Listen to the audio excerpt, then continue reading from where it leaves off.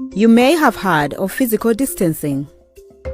This means keeping at least 2 arms length apart from other people at all times to reduce the spread of coronavirus. But why is it so important? Without physical distancing, each person infected with coronavirus will infect 2 to 3 others. Each of these people go on to infect 2 to 3 more, who each go on to infect another 2 or 3 people, and so on. Within a month, the infection will spread from 1 to 406 people.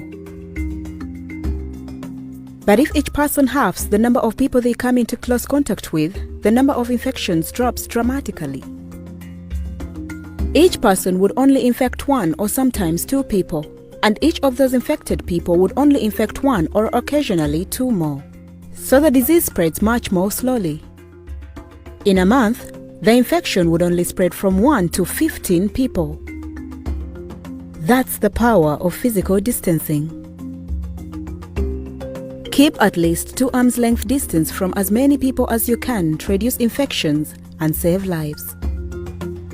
That way you protect yourself, the people you love, and your country.